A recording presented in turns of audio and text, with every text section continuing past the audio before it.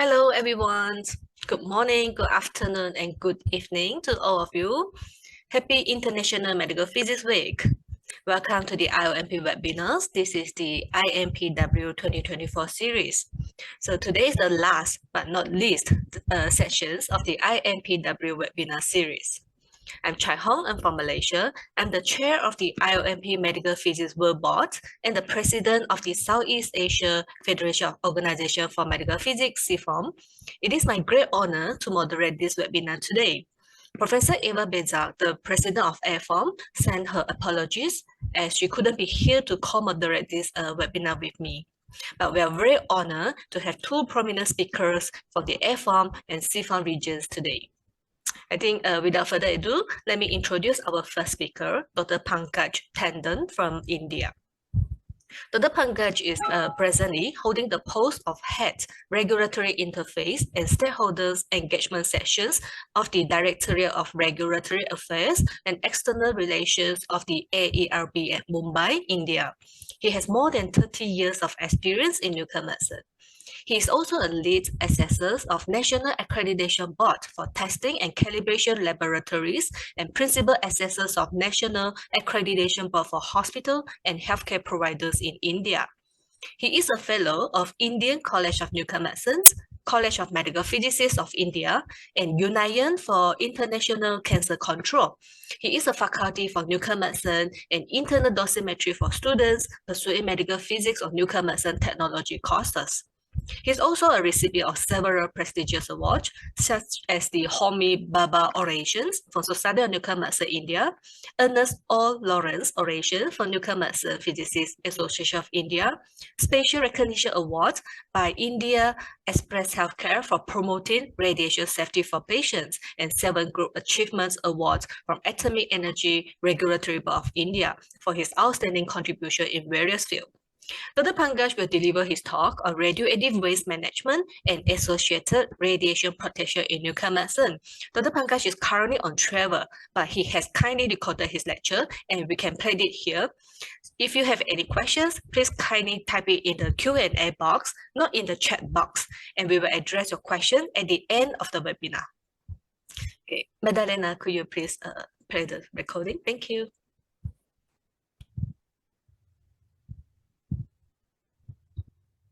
Good evening, all of you. First of all, I'm really thankful to IOMP, Dr. Bezak, Dr. Arun Chogle, who has given me an opportunity to be in this week and deliver a talk on radioactive waste management and associated radiation protection in nuclear medicine. This is really very important topic whenever we deal with radioactive waste being handled in Department of Nuclear Medicine.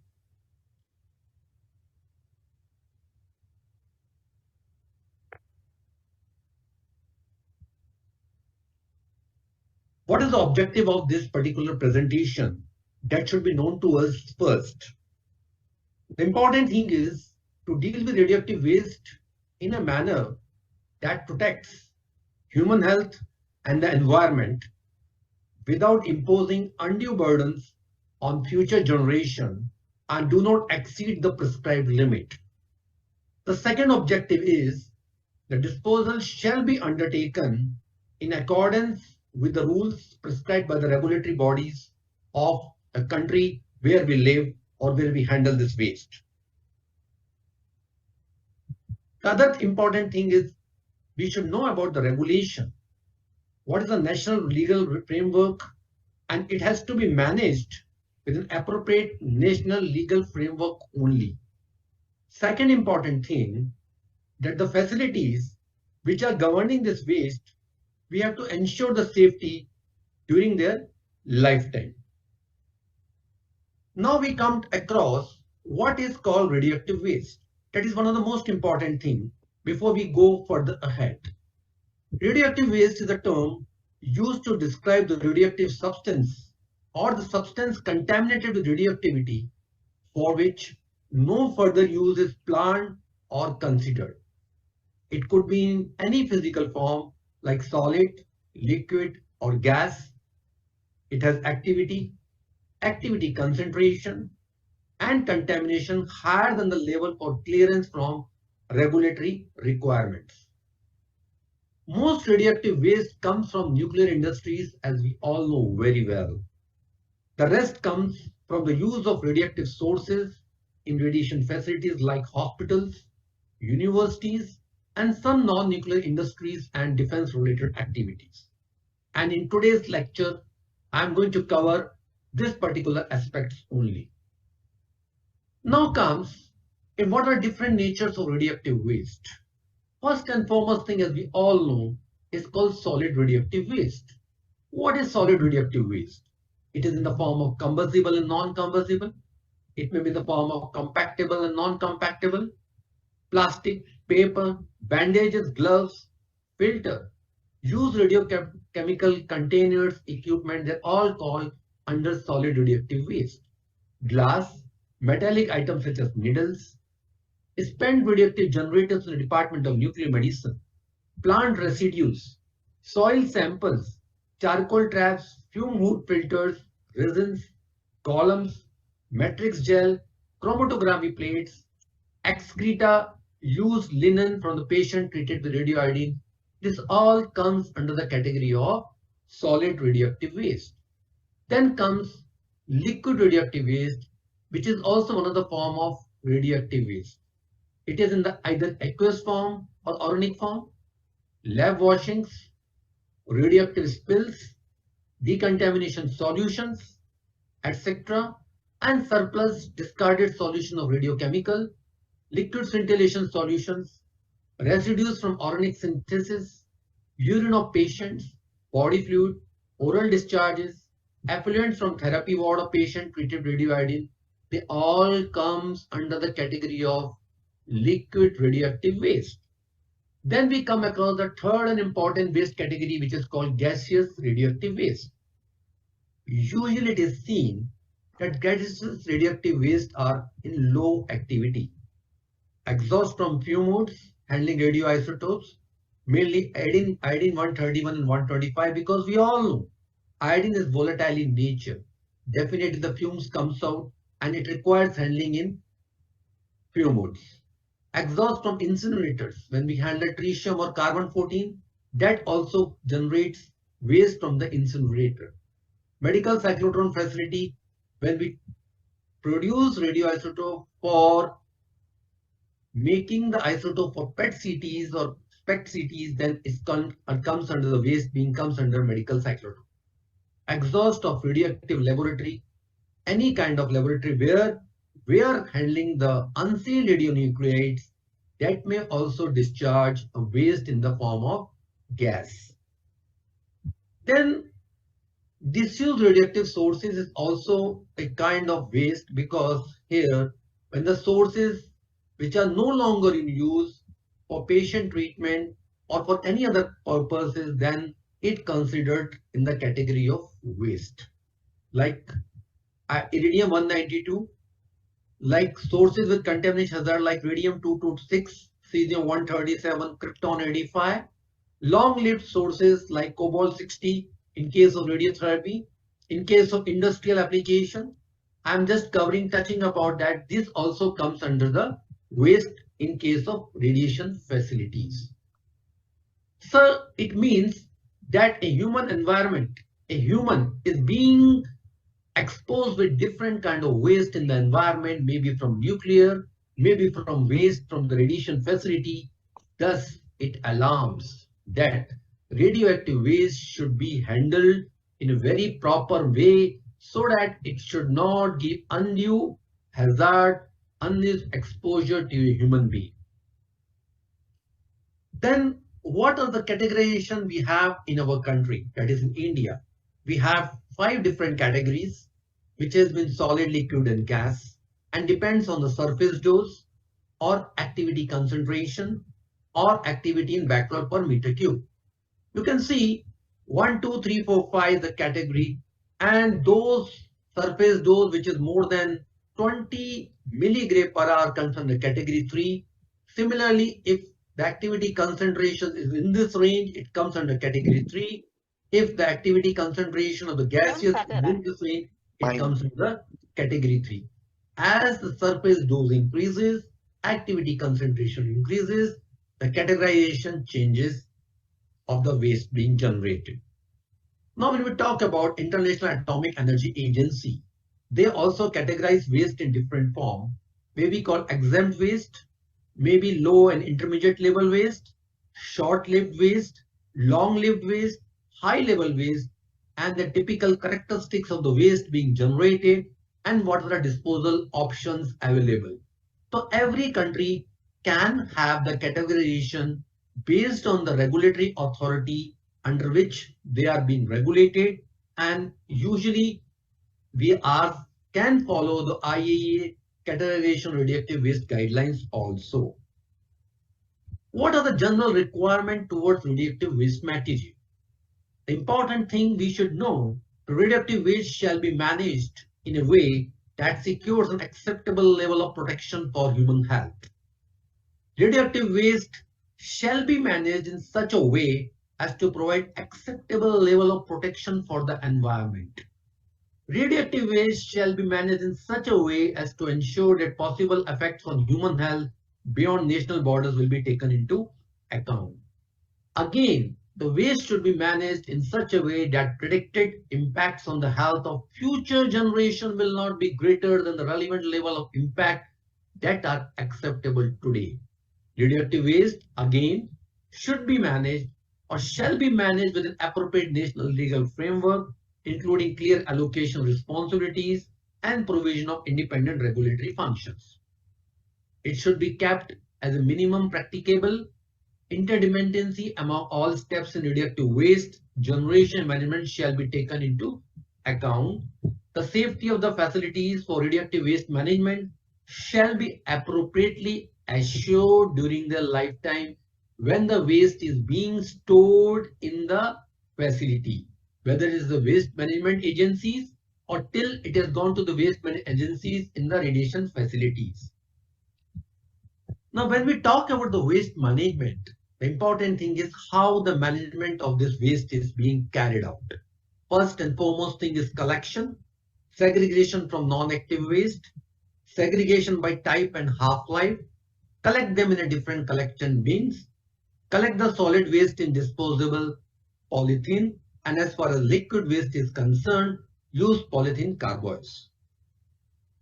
Then the important principle which we all follow and which are supposed to be followed for disposal is dilute and disperse, delay and decay, and concentrate and contain. These are three different principles on which the waste disposals are being carried out. Now first we should know, as far as solid is concerned, when we follow dilute and disperse guideline, if the activity of the article is less than 50 kilobecquerel or the package in which the waste is there is less than 5 megabecquerel per meter cube, then may be considered to as an ordinary waste. Otherwise, it requires again waste disposable rules. Similarly, in case of liquid, if the waste is less than 37 kilobecquerel, then it can be disposed of into the sanitary sewerage system with adequate flushing with water. Now comes delay and decay, when we are supposed to follow delay and decay mechanism. If the waste being generated or the radioactive isotope or substance it is there is having less than 1 month half-life, then properly ventilated and shielded or 10 half-lives, then it is to store for 10 half-lives, the rule of thumb says, and then finally disposed of as a low activity solid radioactive waste. When we call as concentrate and contain, if the half-life is more than 1 month, then it has to be suitably designed with a label container and kept, and then you have to bury in exclusively approved burial sites, which is generally maintained in our country in the waste management agencies. These are the certain disposal limits of burial which is being followed for tritium, carbon, sodium, phosphorus, sulfur 35, calcium, molybdenum and technetium, iodine 134, 131. This is the activity which is required, that it requires can be buried in a pit. Similarly, for sanitary sewerage systems, these are the different radioisotopes and this is the maximal limit for total discharge and average monthly concentration which you can handle. In case of iodine 131, it is 22.2 megabecquerel per meter cube. Then waste can be allowed. And in case of moly, it should be 185 megabecquerel per meter cube in case of technetiums.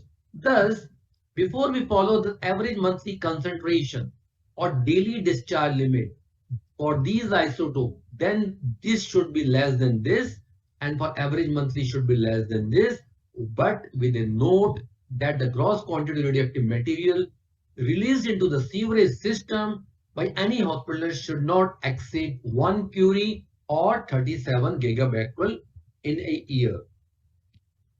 Incineration is also one of the way where the management of waste takes place. It is generally the waste being generated from liquid scintillation system. Activity concentration should be less than 5 megabecquerel per meter cube. Disposed of with the day hospital waste going to an ordinary incinerator. Incinerators should operate under controlled, segregated places to protect atmosphere from radioactivity.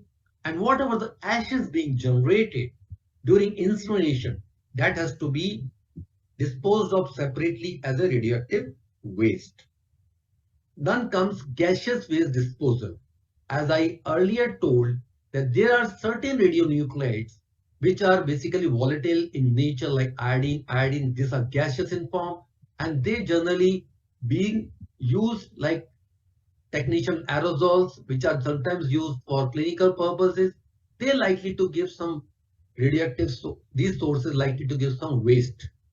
And it has been well said, whenever we are handling such kinds of unsealed radionuclide, which are likely to be volatile in nature, that has to be open under a fume mode connected through duct line to highest rooftop exit. And finally, this whatever gas is being passed out, it has to pass out from charcoal or particular air filter before release into the atmosphere. Then comes the nuclear medicine. We all know, as far as cancer thyroid patients are concerned, or thyroid cancer patient, when treated with iodine 131, they have to be isolated or they have to be kept in a ward till the activity level comes down below the limit prescribed by the competent authority of the National Regulatory Authority.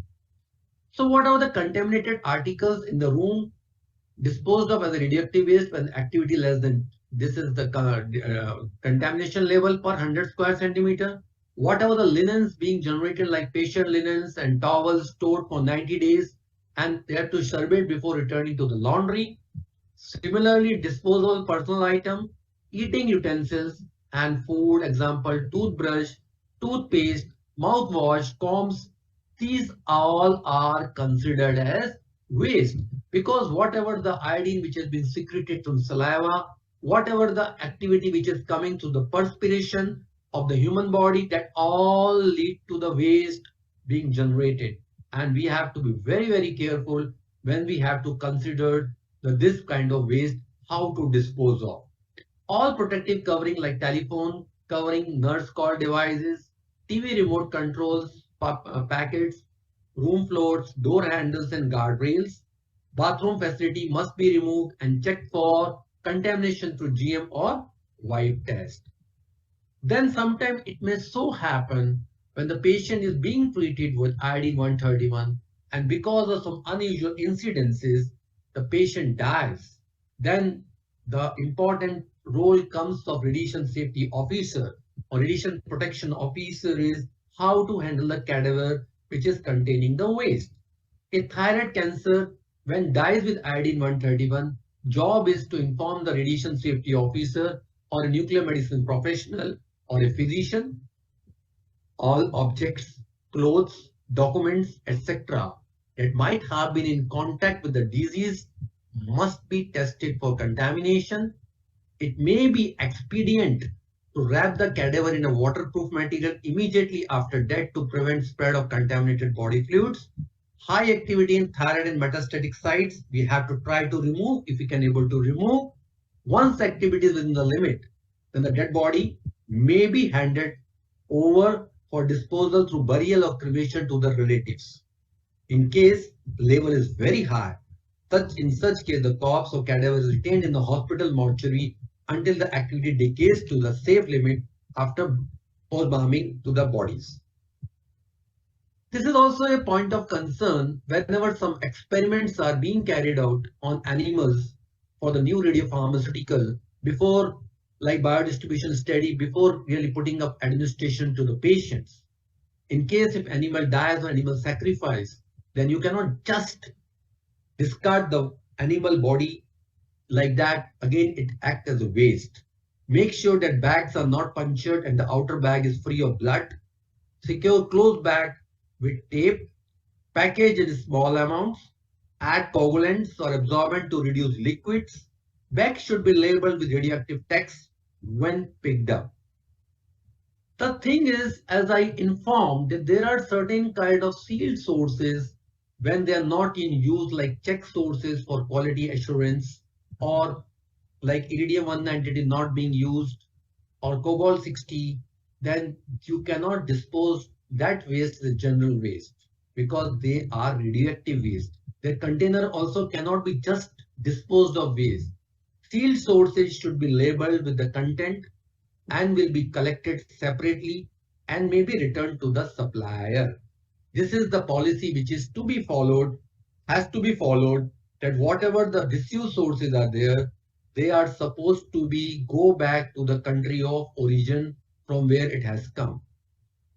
Whenever the pickup of radioactive waste is decided, do not place lead shielding in radioactive waste container. To prepare for pickup, remove any plastic, perform contamination survey, cross out the radiation label if it is not contaminated, place lead in a cardboard box or other proper container.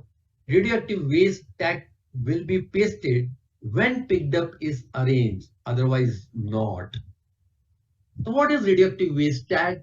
RSO must have a tag for identifying the content of radioactive waste. One must know its identity and its activity.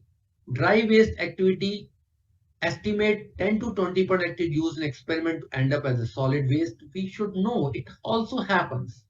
Liquid waste activity, calculate by counting a sample of waste in liquid scintillation counter or gamma counter. And again, you have to put a tag on it, whatever the waste being generated. Then comes labeling. Mark all items used to manipulate or store radioactive material. Label all contaminated items.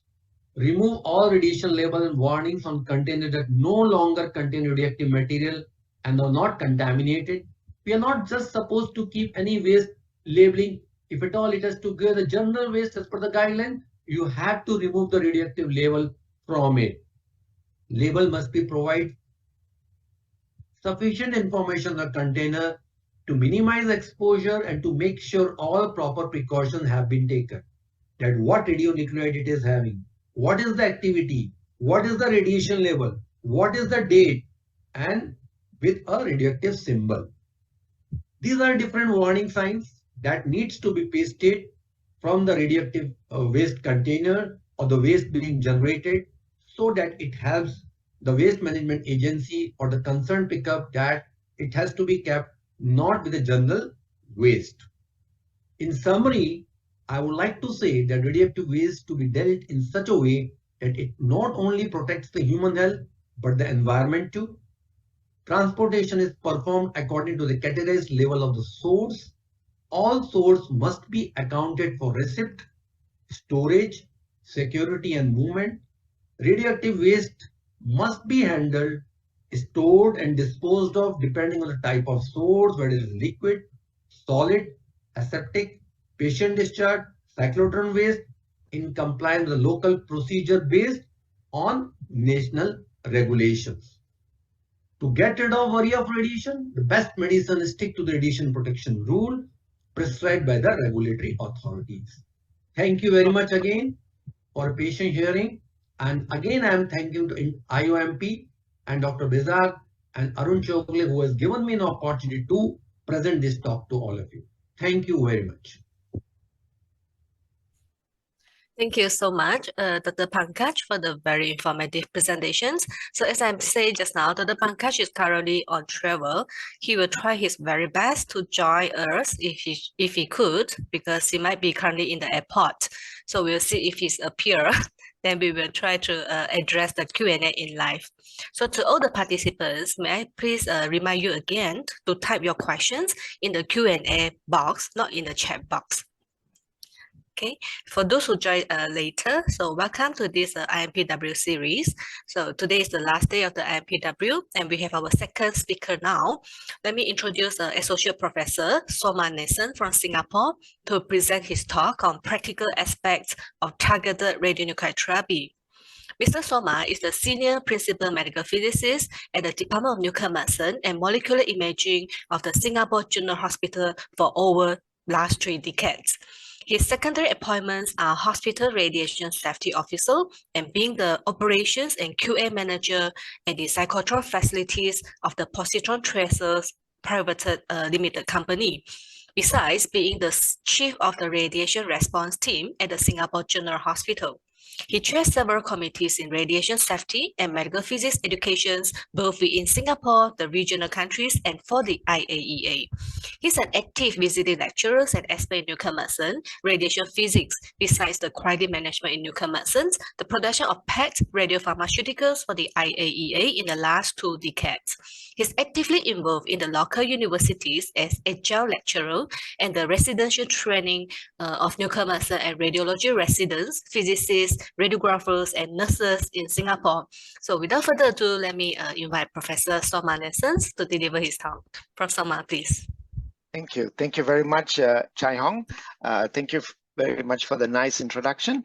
I wish to thank IOMP and also to wish everybody a happy medical physics week. We have a very hectic week, and I wish to thank John as well as Magdalena for this opportunity, as well as Chai Hong for the opportunity to give this talk as well. I'm going to talk about practical aspects of radionuclide therapies. This is the agenda, which I will quickly go through all these aspects of it. And at the same time, these are the learning objectives, and I do not have any conflict of interest as well. Now, a little bit about my institute before I start the talk. We had a humble beginnings about 200 over years ago, and we have been developing the hospital, and currently during the COVID we had our 200th year of anniversary, and we keep on upgrading our hospitals, and currently we have a new building that's been planned for the last quarter of this year. And we have been recognized as well as one of the top hospitals in the last 5 years. In 2019, we were the number 3, and including this year as well, we were also ranked. Now, without any further ado, let me start with today's presentation. Targeted radionuclide therapy is a systemic radiotherapy, which has a very high therapeutic index, where the molecule with specific cellular recognition has been developed after long, rigorous research in several fields of sciences and the medicine as well.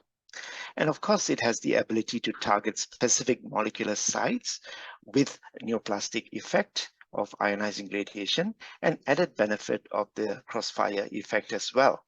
And of course, how it is provided is basically it comes out from a vial or a syringe and then is injected, or it can be infused to a patient as well using an infusion pump or a syringe pump. And of course, some of them can be also visualized post-therapy. Now, this has been a really exciting time for nuclear medicine because across the world, the number of radionuclide therapies have been increasing, and many of the international journals have been calling this as a trend that is going to continue. And it started off very much early in the 1940s with the radioiodine, as all of you would have known as well. And now we have radionuclide therapies for other kinds of cancers, and I will talk about some of these as well. And what I'm going to also say is that it's an exciting time for radionuclide therapies for various types of other cancers that are being discovered as we go along. And many other nuclides are also being utilized as well. And this is a testament to the precision and the specificity that has been achieved over these years as well. Enlarging role of the therapy, basically many different tumor-seeking radiopharmaceuticals are used for therapy by different routes and a variety of targeting mechanisms. They are generally alpha and beta emitting because they generally are more, they give a very much better biological effect as in comparison to gamma rays and X-rays. Possibly if it has a gamma emitter, it is ideal for theranostics, where you can actually image what you are treating. And however, the therapeutic use of radionuclides may be of a potential radiation risk to both the family members close to the patient, as well as the healthcare workers who are providing this treatment. Radionuclides must be used in strict accordance with the safety measures, and all precautions need to be taken prior to that. And one of the precautions, as was spoken by the earlier speaker, as regards to radioactive waste management. This talk will summarize the science, the practice, and the radiation safety as well. That would be that needs to go hand in hand with the enlarging role of targeted radionuclide therapies.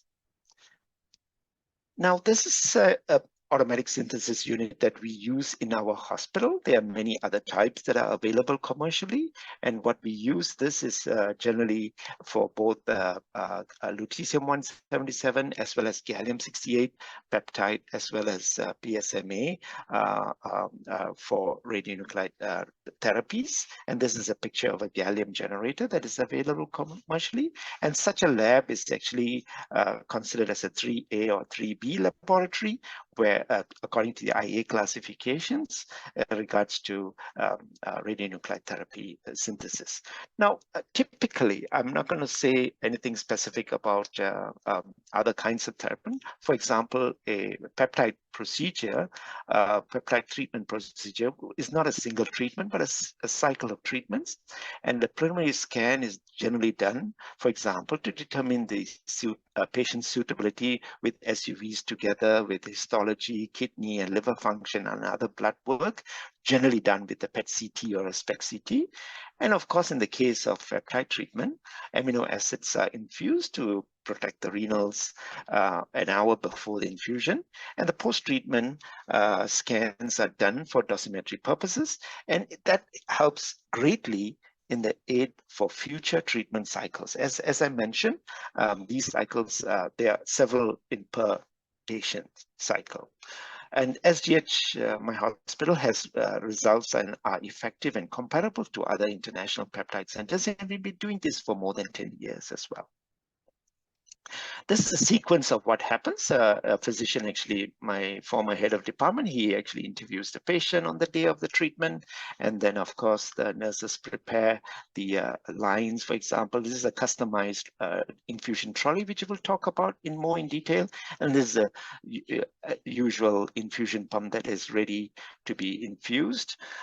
As you can see, the nurse is actually priming the infusion pump, a close-up of the infusion pump here. And it's here you can see the infusion pump with the syringe, 50 milliliter syringe with a lead cover over it. That's to have added protection. And not forgetting, this is an L shield with a lead glass, and everywhere along is stainless steel that makes it easy for cleaning as well as sterilization as well. And the fact that within the stainless steel would be lead-lined sheets as well to give further radiation protection, and that's me trying to measure the radiation exposure post-treatment as well. The delivery of these peptide therapies, for that matter, even for PSMA treatment with lutetium or actinium-225, would generally be using an infusion pump. You could also use a gravity method. Some centers prefer a gravity method where the infusion pump is utilized, and by gravity, the activity would flow into the patient. And sometimes a pump method with a vial or pump method with a syringe. We prefer to use a syringe pump because it's a bit more controlled, and at the same time, it can offer much more radiation safety as well for the staff as well.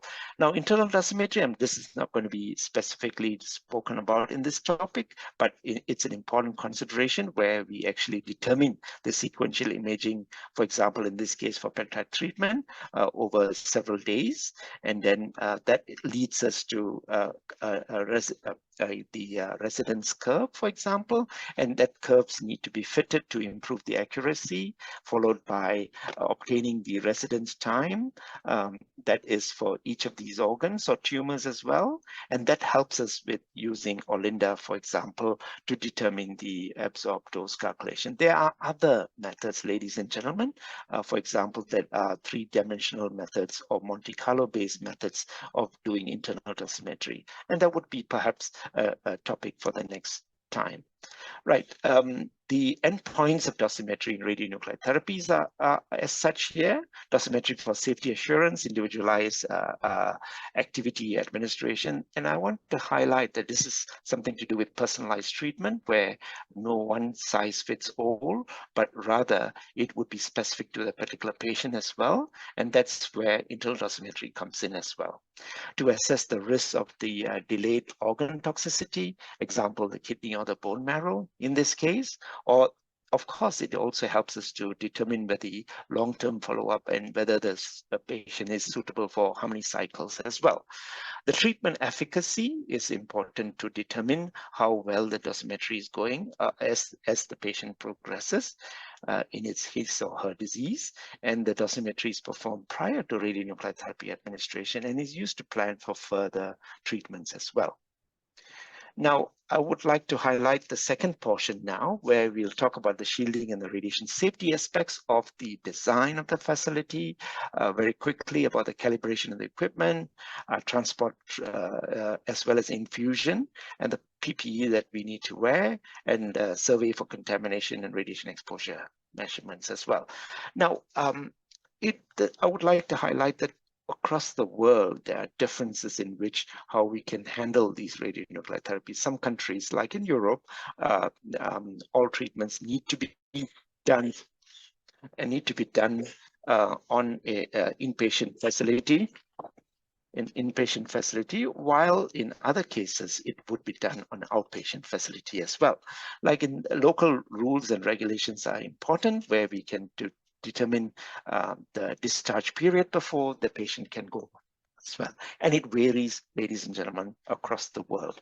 And the patient instructions are somewhat similar as well, but the local rules for nursing and the patient and the visitors and decontamination and emergency situations vary somewhat. And this is a typical layout of a room which has got a specific toilet that, of course, the septic tank is, all the waste is collected and, of course, stored in a big tank before it's discharged into the normal sewer. It's a picture of one of the hospital rooms, and you can see there's a bit of a scenery for the patient to see, and that's something welcoming for the patient as well. This is a shield that we utilize if we are dealing with inpatient facilities. And of course, there's a close-up view of these shields. And I would like to highlight, this is not a shield that you find in diagnostic radiology or interventional radiology, where the thickness of those shields are about 2 to 3 millimeters. That would not suffice. So something for nuclear medicine treatment, you would certainly need to use something like 1 to 2 centimeters of lead as well. Okay, and of course, what we have is automatic assessment of the radiation exposure of a detector that is put on the ceiling that actually simulates what the activity would be at 1 meter from the patient. So therefore, the physicist or the technologist does not need to physically look at these patients just before they are discharged. This typical room layout, and of course the usual PPEs outside. And I would like to highlight something on the right hand side where we have storage of radioactive patient clothing and linen as well. So this is a stainless steel cabinet, but it is also ducted, like you can't see the ducting, and at the same time it has got shielding on the front and sides and top and bottom as well. And this is a specific thing, and as you know, linen may have a smell, and therefore that's where the exhaust comes in. And this is a part of a dirty utility room. There's a close-up view of this. This is something that we customized and made it in Singapore itself. Right. As for most of the treatment these days they are becoming outpatient. Why? Because they are both patients are treated with alpha as well as beta nuclides, and unlike in the early days where we used with iodine 131, they needed a patient to be admitted for a couple of days. Nowadays, they are outpatient treatment. Like in this case, this is a setup with these renal protection adenosines that are utilized prior to the patient's treatment. And this is a typical L shield that we use for technetium that's suitable for lutetium as well.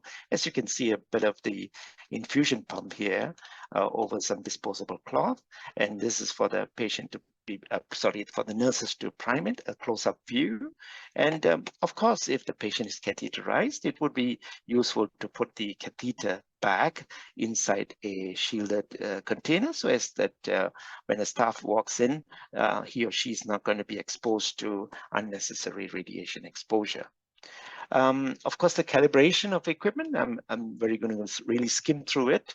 As you know, the lutetium-177 or the actinium-225 have got some calibration, and those calibrator and the spec CT needs to be calibrated. They need to have some form of cross calibration or well counter calibration, like what we do in spec CT. And the dose calibrator, of course, needs to pass for the deviation in terms of very close deviation of between 97 to 103% of with similar geometry as well. And not forgetting that these are alphas and betas, and hence the geometry would be significant when we measure them. Lutetium-177 energy and uniformity correction maps, of course, needs to be performed on the scanner and needs to be updated once in a while as well, be it a SPECT or a gamma camera, SPECT CT. Now, in terms of transporting, I'm not very sure whether in your center it's very close by, the hot laboratory and the infusion place is close by, but if it is not, I would suggest that you set up a trolley. And of course, when you load it up with leads, like something like this, it becomes rather impossible to push as well. So what we have is we designed a motorized trolley where we can actually use this motorized trolley because it's weighing about 200 kilograms because of the amount of lead inside it and amount of and the stainless steel clad on the outside. So knowing the HVL and the TVL of lutetium needed for using lead, this is basically the treatment box at the top, where we can actually put a sterile or aseptic practiced syringe inside it with a inspection, a waste container below as well. So the delivery and infusion of lutetium-177 based pharmaceuticals requires customized solutions to ensure the radiation safety as well as the aseptic handling as well. So you can see this stainless steel container is brought in, and what we are doing actually is transferring the radioactive radionuclides to the infusion trolley so that the nurses can prime it and start the infusion. And this is the schematic of the infusion trolley with a lead glass on the side. This is a side profile, and I'm more than happy to share the design specifications that we designed it in Singapore. It's not commercially available, and that's where medical physicists need to come up with innovative and customized solution that suits your country. And the PPE, for example, is the usual stuff that we used to wear so that we don't contaminate ourselves. And I strongly encourage the usage of double gloves as well to ensure that there is a foolproof protection of contamination control. Very quickly about the discharge and travel advice. All of us know the radiotoxicity of lutetium, for example, and we generally use a Geiger-Müller tube with a pancake probe to determine contamination, radiation and exposures prior to discharge of the patients as well. And that would help us also to do the screening post-treatment as well. And we have some setups where we actually attach this the pancake probe on the wall so that we can actually check our hands prior to walking out of a room where we had handled unsealed sources. And it's very important to have a radioactive spill kit every place that you have unsealed sources. And it is important, even in an IR suite where we may have to do some infusion, it's good to have these things because you wouldn't want to be looking for them when you really need them when there is a contamination. And they contain regular items that you can get from a pharmacy or a material management store. And in terms of personal dose recording, the usual OSL, TLD, as well as extremity monitoring would be needed. And I find that the active EPD or electronic personal dosimeters are really useful, especially to reassure staff on the amount of exposures they have been receiving. And sometimes we also loan it out to the next of kin who are looking after really old or a very infirm patients, or even pediatric patients as well. This is an article that Kevin had written quite some time back in 2019. He actually looked at the radiation exposure levels post lutetium treatment, and you can see over time the values drop by half, actually, at 1 meter away. It used to be 27. It has become half its value over time. So that's the beauty of radionuclide therapy, because generally over time the exposures drop as well, and that makes it easier to discharge these patients and send them home with strict instructions of what they have to do back home. And of course, release of lutetium patients, it really depends on country to country. Once again, current recommendation regarding release is generally varies country to country, and in search of decision, a requirement for regulatory compliance is needed based on either the residual activity inside the patient or the dose rate at a specified distance of 1 meter, for example. So the isolation of the patient to reduce the dose to the public and family is what we utilize. And medical condition of the patient is also primarily needed to be taken into account before we can actually discharge these patients. So the cornerstone of ICRP's position is that the dose limit for the public and the dose constraint of the family and carers shall not be breached. So with that, I think I will talk about the discharge advisory. Generally, for 1 week, we tell our patients to flush the toilet twice, and males to sit down and use the toilet when they're going, consistently. Considerably contaminated clothing should be washed separately from the next of kins, and avoid close and prolonged contact with adults for 3 days. Avoid close and prolonged contact with children under 10 years old and a pregnant woman for 1 to 3 weeks. And it really depends on the kind of treatment that we do, and this is generally a generic kind of instructions that we provide. Travel advisory, well, you just can't tell your patients to stay at home all the time these days. Even though we give them instructions, they still sometimes do travel. And that's why we give them a travel card to ensure, just like in radiotherapy, brachytherapy treatment, where there may be some prostate seeds placed in them, just like that, we also need to give a card, a radioactive card or something, so that they tell the what the patient has inside him or her. That brings me to the last section of the talk, where we talk about the quality assurance in theranostics, which is a vital role. The aim is to ensure accuracy in diagnosis and the personalized treatment with high-dose, long-lived radionuclides to the patient. The QA in theranostics refers to the correct use of equipment, for example, radionuclide dose calibrators, gamma cameras, PET-CTs, PET-CTs as well, and the unique acquisition protocols that account for the radiopharmaceutical being utilized. And of course, for example, selecting the gallium-68 acquisition protocol versus the F-18 protocol in PET-CT. That is an important consideration. Of course, it's a no-brainer, but these are things that are important to ensure that we give an excellent service for our patients as well. I wish to highlight that medical physicians should be involved in cooperation with the nuclear physician and the technologists or the radiographers in supporting the setup and the monitoring of routine QA programs, evaluate newly installed radiological equipment with fundamental parameters for routine QC. This goes beyond saying, not just in nuclear medicine, but in the other 2 modalities in radiation as well. And the training of staff on basic QA procedures and radiation safety is very important and significant, even for the nurses and the health attendants who attend to the patients. And of course, designing protocols for new radiotheranostics procedures as well. So it's important that a physicist is part of a team when he's involved in the training as well as in the planning of a new system. So don't rush to it, but rather think through, and physicist support is extremely crucial for a successful radionuclide therapy. My summary, basically, radionuclide therapy is an effective treatment modality for some cancers, and lutetium PRRT and lutetium PSMAs are effective methods for treating unresectable NETs or castrate-resistant prostate cancer, respectively, and it has got significant disease response and is able to control the cancer as well. And the justification of practice, well, the therapeutic benefits of the exposures are way outweigh the radiation detriment they may cause.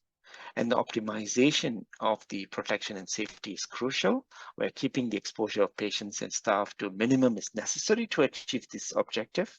And of course, radiation protection for staff is crucial. Treatment should be designed properly to ensure the safety of staff, and of course, not forgetting the regulator's input as well. And that's my last slide. Thank you. Thank you so much, Prof. Soma, for a very informative talk as usual. We do have some questions from the participants. Some questions might be attended to Dr. Pankaj, but let's see if Prof. Soma, you could help kindly help to answer some questions. Sure. Prof. Soma, do you able to read the questions in the Q&A? Okay. Yes, I'm able to do that. I think Christopher had asked, where do these disposable limits come from? Are they Indian legislation or come from a different document? I'm so sorry, Christopher, I don't really know, but I think you should write to Pankaj directly, because I'm not sure where he got the reference from.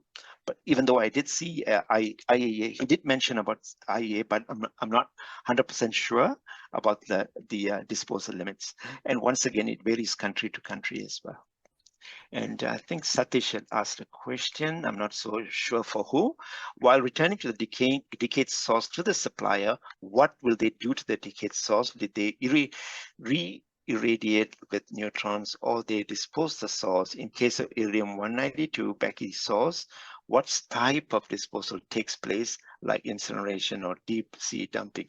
I really hope they don't do a deep sea dumping, because that would affect the exposure to the fish marine life as well. But to be sorry, Satish, I have no idea what they do in the industry when they recycle these sources, but it would make a lot of sense to recycle these sources, especially if they are IR-192, or for that matter, cesium-137 as well. So yes, it's a possibility. I think it's also to do with the cost as well. If the cost of recycling the source is economically possible, then I think they would do that. Otherwise, most of these sources are stored away in secure places. I think Nisi had asked a question, what is the recommended stack height for effluent release? This is an interesting question. Generally, it's just a rule of the thumb. It would be 3 floors above the highest part of a building. Then again, it varies country to country. What we do in Singapore is at least 3 floors above that. So that's with the intent that the release does not impact the nearby buildings as well. Now, I do remember Pankaj had mentioned that before the effluent release to the atmosphere, it would need to be passed through a carbon filter, HEPA filter, and generally the carbon filters are excellent in reducing the exposure, or in absorbing the effluent waste prior to it being released. So generally, when we are dealing with iodine-131 in a hospital setting, pretty much nothing gets released in terms of gaseous discharge. But then again, however, another question, of course, will be the liquid waste. I hope I have answered that correctly, Nisi. Rahul, you have asked a question. How do you take a sample from the decay tanks, such as the amount of liquid to be taken, and how to measure it? Well, I think this is to do with the specifics of your system. And generally what we do in the modern systems is you have auto sampling as well. And the auto sampling would take out a fixed volume and then measure it as well. And some of the new auto systems would actually do a inline measurement. That means to say they have detectors inside the reservoirs, and they would be giving you a real-time reading of the waste as well. But otherwise, even if you have an older system that is not automatic, well, you need to take a sample, just like fishing out water from a well, and then measure it using either gamma or beta counter, depending on what kind of waste it is. It needs to be a well counter, basically. Augustina, my question is not related to the lecture. How many CME hours can we get from this lecture? And that's a question for Chai Hong. Yeah, there is one CME point. Thank you. Okay, thanks. And there was an anonymous attendee who asked, what would be the first step for countries who don't have regulatory body or nuclear facility plans, only nuclear medicine facilities? Well, I think that's a very valid question. There are some countries with the regulatory aspects are in the infancy. Now, I think it's best to rely on the basic safety standards, which stipulates very carefully, especially GSR Part 3 has got very good information about it, and the specifics can be found in the other documents that lead up and that support the BSS GSR Part 3. And Moda, I would like to ask regarding the breast tissue after breast cancer surgery, shall we inject the breast with technetium nano HSA for sentinel nodes? What should be done before sending the tissue to the lab for histopathology? Now, I've seen this question asked more than 3 decades ago as well. They keep asking this question, especially when there's a new histopathologist come to the setting. There are lots of answers already found in the histopathology journals as well. In general, we do not stop the flow, even for these technetium tainted sentinel nodes are sent to the histopathology lab, and maximum they keep it for a day in formalin, and before they work on it the next day as well.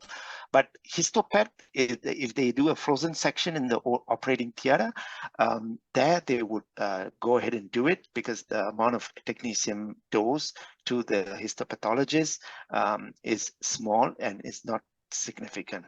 So I hope that answers it. In regards to radionuclear dosimetry, do you consider do it for each treatment cycle? Moda, I think that's a good question. We are slowly moving towards that aspect where internal dosimetry is needed for every cycle as well. Of course, our physicians will tell you otherwise, but I think if you want to talk about personalized treatment, internal dosimetry is necessary every cycle as well. Subash, you asked a question: how are we going to, how we can do the same point dosimetry instead of taking several image things? How will take care of the bystander effect in case of alpha therapy, and what is the percentage of uncertainty in the internal dosimetry? These are difficult questions. The one-point dosimetry it's still debatable. They are improving the techniques, and basically they are using AI as well to determine and to ensure that the one-point dosimetry is accurate. But then again, the reference would be sequential imaging. So unless we can improve that, and it can replace sequential imaging, one-point dosimetry will really help with the internal dosimetry as well. In terms of the bystander effects in case of alpha therapy, it is supposedly better than the beta treatment as well. What is the percentage uncertainty in internal dosimetry? Really, that's really difficult to answer that question, because it is huge amount of differences, because from the fact that the counts to activity or vice versa. The activity to count ratio is not accurate, is the biggest issue as well, and the bit time as well. That needs to be taken into account. Of course, scatter correction, all these things have an impact in the internal dosimetry assessment as well. Is there a big benefit to use radionuclide therapy in breast cancer? I'm not very sure whether that is the case, but in the near future, I believe they will have something for breast cancer, but currently, no. Why are we measuring? I'm very sorry, Okay. Mr. Soma. Yeah, I think timing is running up, and there are a lot of questions from the I know. participants. Yeah, Yes. it's very good. It's very, very interactive, and thanks all the participants for the question. I think we have to address the questions offline, if you don't That'll mind, be Mr. good. Soma. Yeah, I Sure. think we will copy down the questions and we will answer after the webinar, if you don't mind. Sure. Okay, thank you. So we are 1 minute right. to the end. So before we end, I would really like to thank our speakers today, Dr. Pankaj and Mr. Soma from Singapore, and also thanks Madalena for your excellent clinical support, and thank all the participants for attendance and making this webinar a great success. We have over 720 participants today, which is amazing. So before we really end, I would like to invite our president, Professor John Tamilakis. He's here to conclude and give final remarks, please, John. Thank you, Chai. Thank you for moderating this webinar so effectively. And I also would like to thank our speakers, Professor Somanesan, both speakers, for their excellent talks. Our journey over these days has been great, extraordinary. We have shared knowledge, of course, but most importantly, we strengthened our bonds, the bonds that make our community so unique. So I want to thank all who made this week a success, our speakers, organizers, moderators, and of course our audience, each of our colleagues who participated. I also want to thank our Secretary General, Magdalena, for her valuable support, as always. I encourage all colleagues to take what you have learned and apply it in your daily practice, in your clinical practice. And to be honest, I feel we are not just colleagues. We are a family united by a common purpose. So once again, thank you for being part of this wonderful event. Bye-bye. Thank you, John. Thank you, IOMP, for this webinar. And thank you, everyone, for your attendance. See you again.